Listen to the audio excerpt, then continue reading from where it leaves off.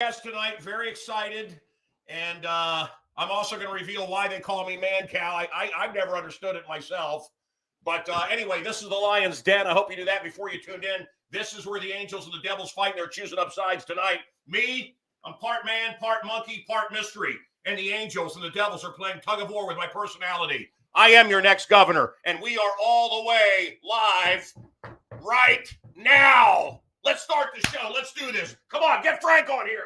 Come on, let's start the show. Come on, the intro. Yeah, come on, idiot. All right. You stupid ass. Hang on, Frank. I don't have the intro. It's gone. What? It's you and Frank. It's you and Frank. We had. Is this it?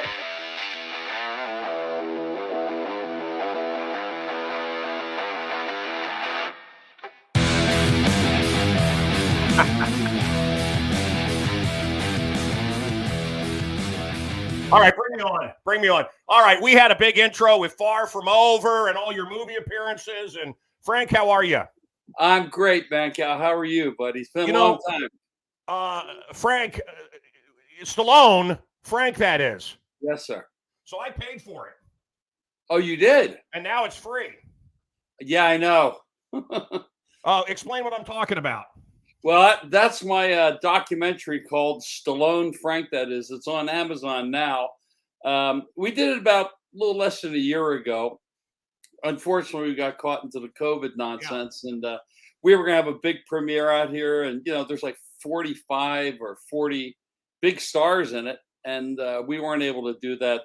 So, but in spite of being a straight Italian Republican, we still won 5 Best Picture awards. So in spite of all that, I think people really enjoyed it. I think it's an honest piece, you know, so. Bring it back. Bring it back. I want to talk to him. Hey, Frank, I worked on a, I helped produce and worked on a documentary that I think is going to win some awards. It's called American Badass. It's about our friend Michael Madsen, Chicago legend, Yes. and a tough guy and a poet. And we send our prayers out to him, his horrible death with his son. Oh, God. I know. I went through it with my brother, him losing his son. It's not a club you want to belong to, I guarantee you. You know, I remember that kid. That was terrible. I remember that kid. Listen, I didn't realize, I mean, was it for the movie or are you like really buddies with Schwarzenegger? You guys work out together or is that just for the... Yeah. I mean, but it's become a little strange. I mean, I've known Arnold since the 70s, but I mean, you know, I'm a big Trump supporter and, you know, and he is not. So we don't really talk politics. I don't even bring it up. I don't even think he thinks I'm that political. And I'm not. I'm really not. I'm just opinionated more than anything. But yeah, I mean, I've known Arnold and he was gracious enough to do my documentary. And he's been a good friend. He used to come out and see me play all the time like that. But for some reason, he has it. Him and well, he's come off as a communist lately. It's just I don't know. It's interesting. I think it's a personal thing. I think it probably started when he was on The Apprentice. Whose death mask is behind you?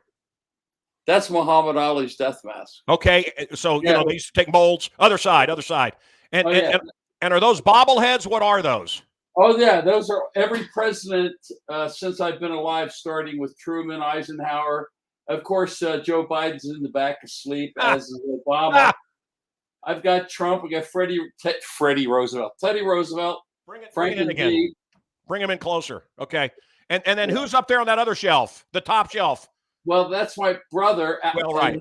Alfred E. Newman from Mad Magazine. And over here is my Trump corner, Trump trains, and all the different Trump dolls and things like that. Well, so I got a Trump behind me as well. And you know, brother, Alfred E. Newman, were you a Mad Magazine guy? I also have this little character too. So it's a Nancy Pelosi voodoo doll. Yeah, it just needs some pins in it, and we'll be doing pretty good. Well, if you're looking for a little prick, Fauci's got a lot of them. Yeah, he does. Who thought one little prick would bring down democracy, huh? Get it! Get a lot of them. Hey, I want to encourage all including Schwarzenegger. I want to encourage all of the Democrats, all the communists that are tuning in. Please get it and get every booster. Get them all. Just get them. And as I've said, I've had it up to here with Fauci. Yeah, right. And you know, the thing is with him, if I was going to have a serious operation and I met with a consultation, he sounds like a short order cook. Yeah, I think we'll cut through here and over there and see what comes out over here. I mean, he sounds like Hunts Hall from the Bowery Boys. I mean, he doesn't sound like a major doctor. And I think his ship is ready to sail. I don't know about you. Well, I mean, if you believe the RFK Jr. book, the guy should be tried for high crimes. Listen, look Listen, what they did to RFK. Here's a Kennedy. Let's talk about liberal faith. Look how they've turned on him.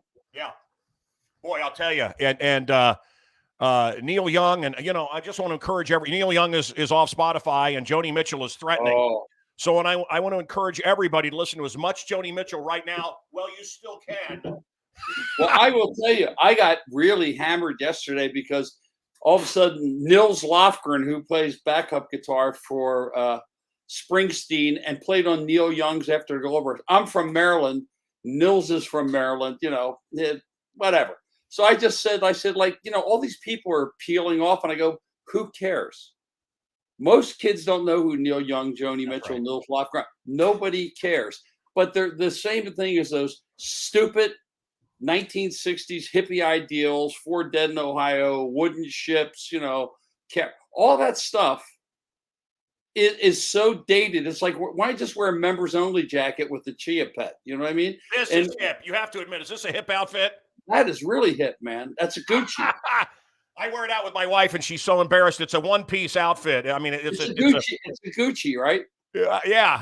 I have a hoodie somewhat facsimile like that. I mean, it's the stupidest looking outfit. It just makes me giggle. Oh, Frank, it's so ghetto. It's like George and Clinton in Parliament. You know what I mean? It's loved you. I'm telling you what, Frank.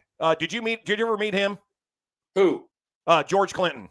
No, I met Bootsy, but I never met George Clinton. I met Bootsy too, so I love George Clinton, and I'm telling you, the smelliest human being I ever met in my life. He could knock a buzzard off a dung wagon. He smelled like flaming shit. And think about it. Imagine after a 2-hour concert. Think about what he looked like. Oh, God. I mean, he looked like he smelled. Well, he's wearing 100 pounds of clothing. And when you went to see him, dude, it was 100 people on stage. I don't know what the F any of them were doing. And he did very little work. The same thing with Aretha the last 10 years of her life. They had an announcer. Aretha! And yeah, she couldn't move. It was Job of the Hut. She sweated, they collected it, and they sold it in the lobby. It's crazy. That's crazy. You know what's funny? I got hammered yesterday because I said something about Nils Lofgren and everything. And I get the same constant thing. Oh, well, who are you? Stallone who? Hang on. Riding on your brother's coattails. And all, yeah. Do you want to bring him on? Okay, I got a surprise for you. Your brother's coming on. Oh my God. No, I wish. Listen, my brothers, one's a car salesman, the other's a broken down countertop salesman. They are so jealous. They hate me so much. And I used to try to pay, I paid for their trips. You gave them a TV series. I gave them a TV series. I did everything I could to help these guys, and the resentment, and I get it, I guess, but everybody wants to come up and talk about their little brother, and they couldn't take it, man. They couldn't take it. No, I get it from certain fans that know nothing about me. And I said, well, at least they made a movie about me. I mean, I did write the songs by myself. But the thing is, and this is what they do. This is their defense against me. Oh, you wouldn't know anyone would know you if you weren't Sly's brother or blah, blah, blah. I said, can't you come up with something original? Frank, Jesus Christ. Frank, let me say something. Far From Over is I think your best song. I mean, Take Me Back. Those are the two songs, right? Take Me Back from Rocky, and Far From Over from Saturday Night Fever. Yeah. Where did Saturday Night Fever rate? Staying Alive. Where did it rate when the year was over? Where did it rate? It was a top 5 movie, if I remember, right? What, Saturday Night Fever? Yeah. Oh yeah. It was the biggest musical ever. It sold more albums than any album at that time. No, I'm talking about your movie. Oh, well, you know what's funny? It's becoming now kind of a cult favorite. I mean, it did good. It made, for that time in 1983, made like $85-90 million. I mean, Huge. it saved my life as far as a performer because I'd started in 1965 and I didn't have my first hit record till 1983. So that's almost 20 So, years. so folks, if you don't know the song "Far From Over" and the women in that movie, and Oh Frank, yeah. the story is that you tried to impregnate at least half of them. I went through the chorus line pretty good. And who is the brunette in there that I was in love with? Oh, Finola Hughes. Fidela Hughes. I looked her No up one could get recently. to her. What? And no one could get to the female stars. Not me. She was awesome. Did Richie Sambora play on that album? He did, and he got well. No, he didn't play on the album. He was in the movie on the scene, and all of a sudden, in the scene that continues, he's gone because my brother or someone fired him because he was hitting on a girl that someone was enamored with, and so Richie was out. And poor guy went on to sell 120 million records. Thank you. I loved your mom, and she was insane. I mean that in a good way. She she rubbed was. my butt. Your mother rubbed my butt and rubbed my cranium. Rumpology. Lumpology. Very strange, but God, Yeah, I got a kick out of her. Your brother, I think we have a picture. Your brother has been on the show over the years frequently. And my brother? We'll put that up. What's that? Was Sly on your show? Many times. Oh, really? Yeah. Oh, great. Well, no, I mean, who would he want to do an interview with? Exactly. No, Yeah. I mean, I was. Well, you interviewed everybody. I mean, I have, but I mean, I saw some of the other interviews, and it's like the stupid questions. And when he would get to me, he's like, "Mancow," and we would just have a ball. And he's funny. He has a good sense of humor. He's very funny. My dad ran the Sedgwick Theater back in the 1940s and 50s. Oh, wow. In Philadelphia. My grandparents were the Beardless Smith brothers, which was a big deal in the 60s and in the 50s and 60s, probably.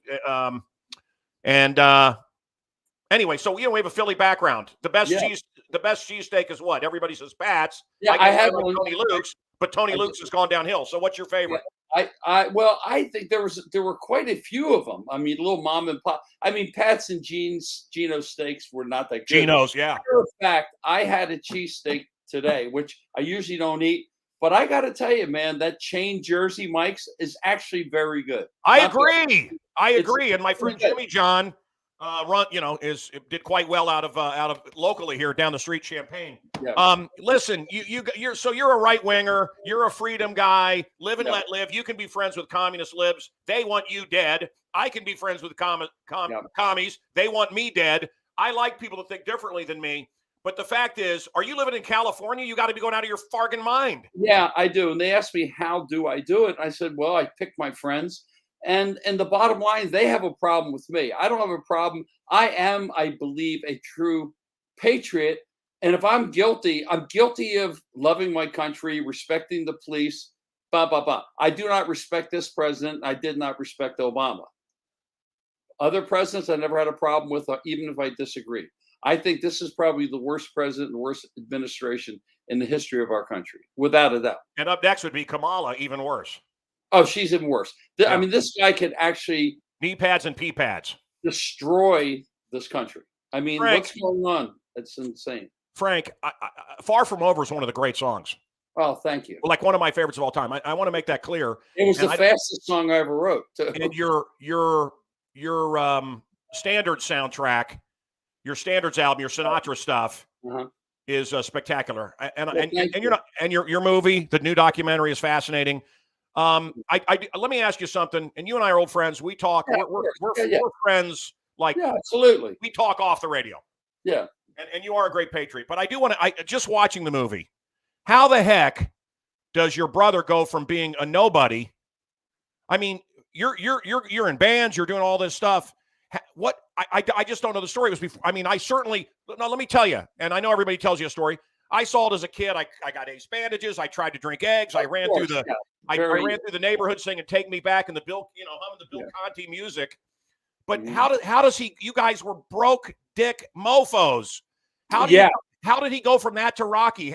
What the script was so good?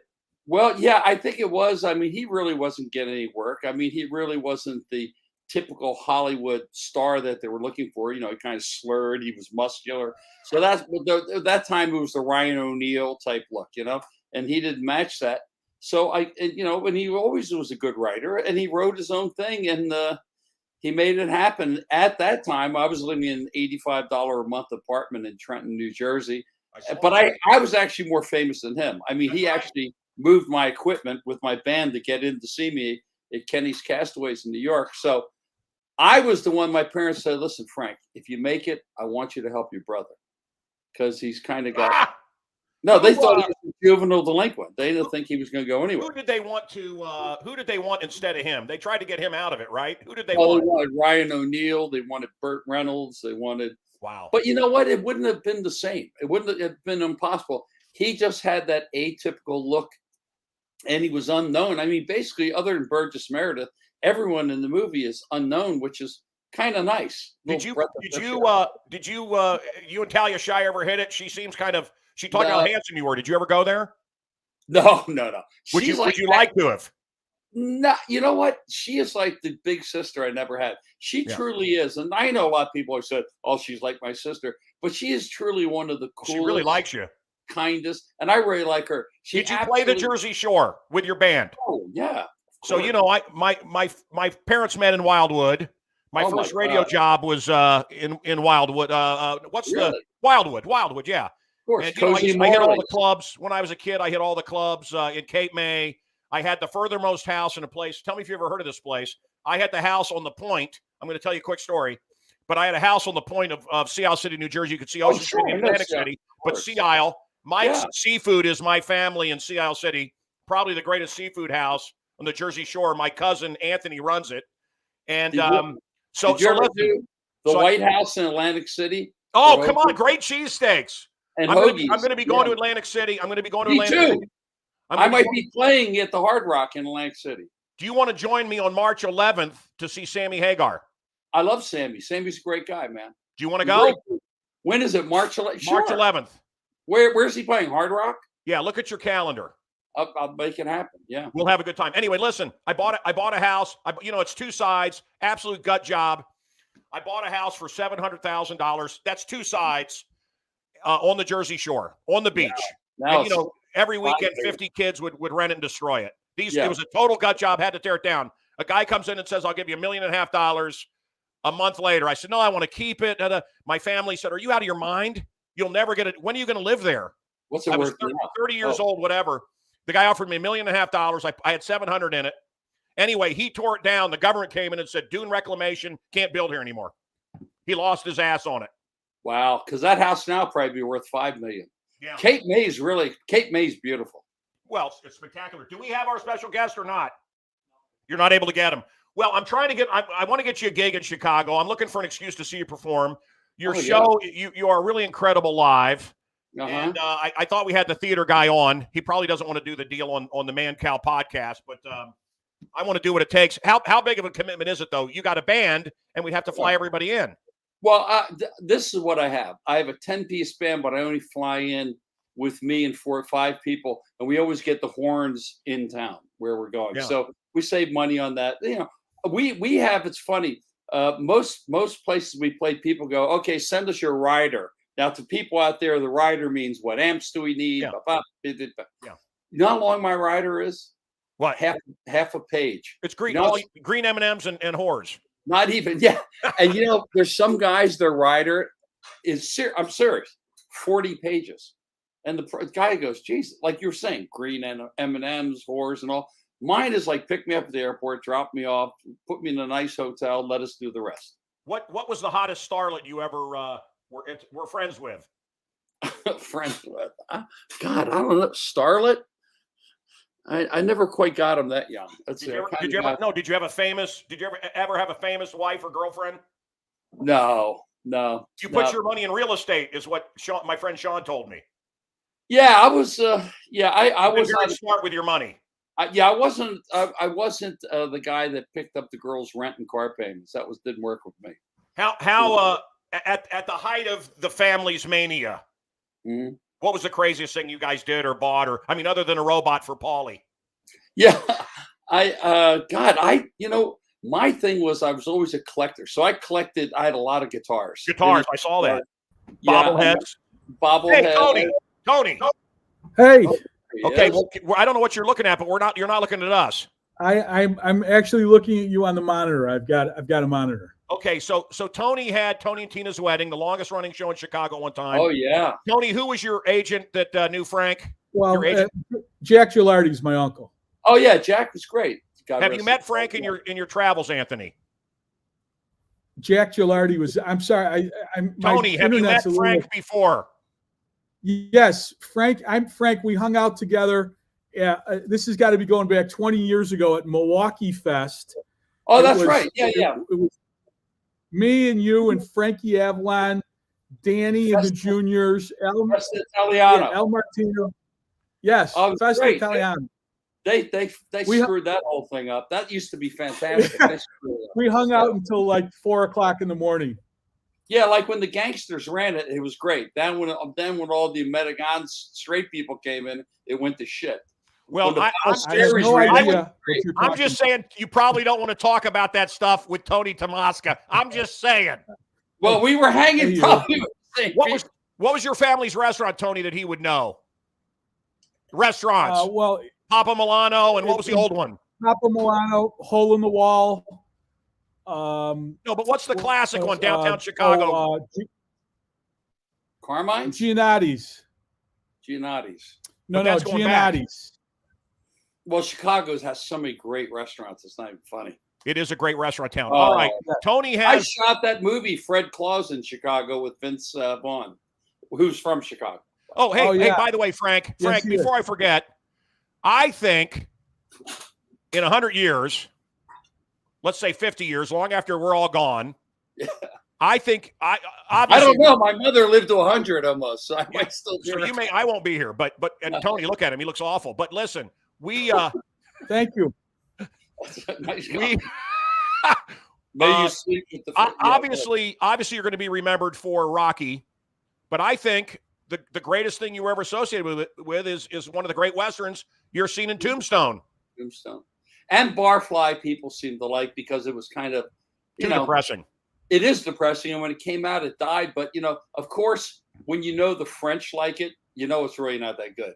If it becomes a hit in France, it's a piece of shit. But, all right, so Tony has the Palace Theater in the Dells. How many seats, Tony? 800. 800 seats. That's a nice. Listen, you know what? I grew up playing in small places, and this is a funny thing, truthfully. And then all of a sudden, a lot of these groups that play in these big places all the time, everything is like, woo, Chicago. They have no rap other than woo, woo stuff.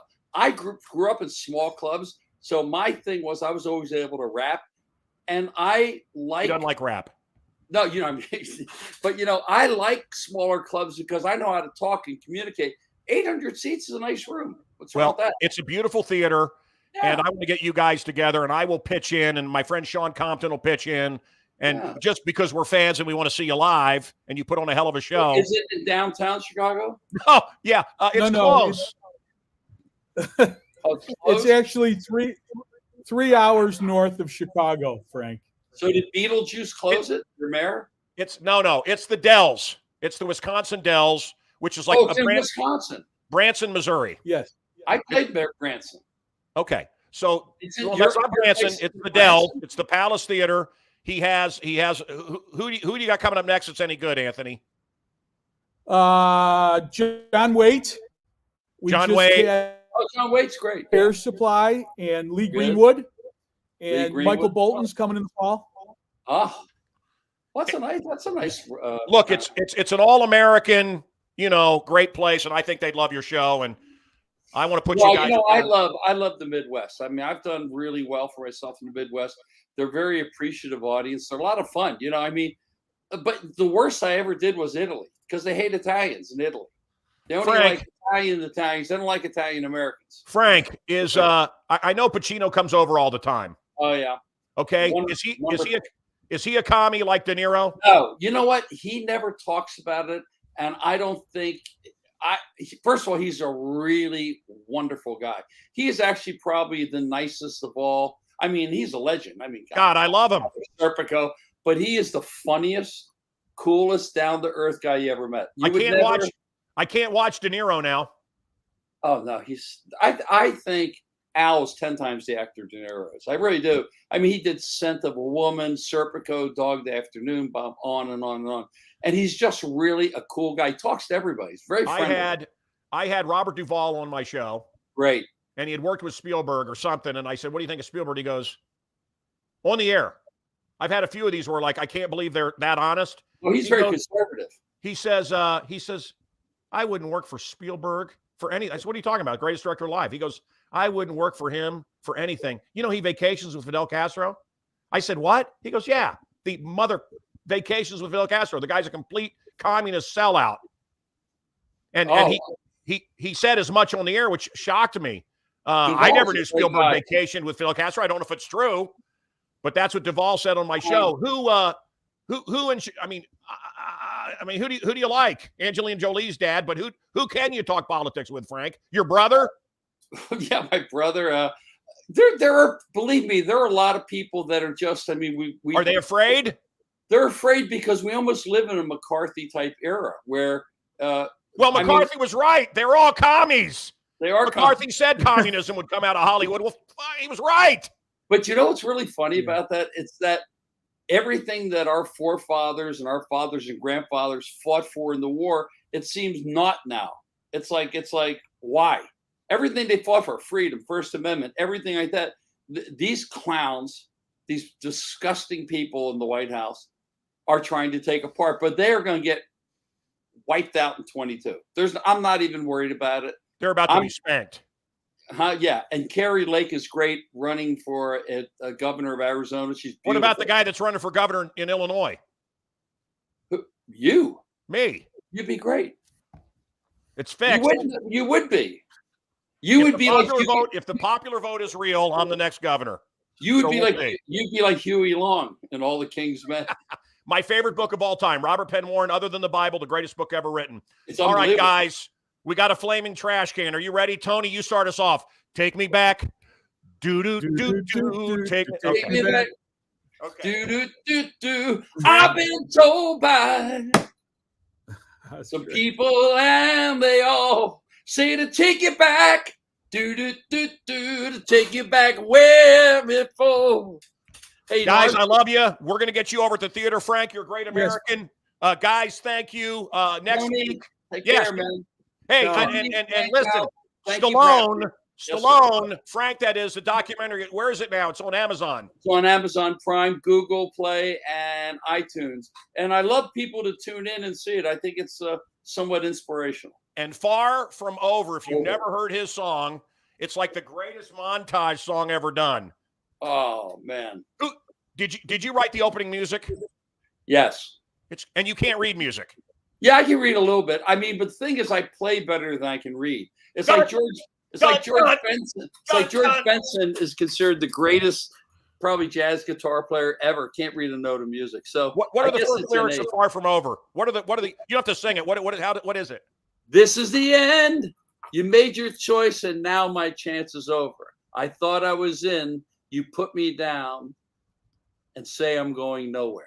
Save me, darling. I am down because I am far from over. And it's kind of somewhat autobiographical, considering I started professionally 15 to then my first record. So I was almost 34. So I was down, but I wasn't finished. We're all far from over. God bless. Good night, folks. Thank you for tuning in. Tony, hire this guy. Let's get this done. Come on, Nudie. Let's say good night. All right, let's get him on the phone. God bless America. Vote for Mancow for governor. We'll talk to you next week. See you, brother. Good night. Good night.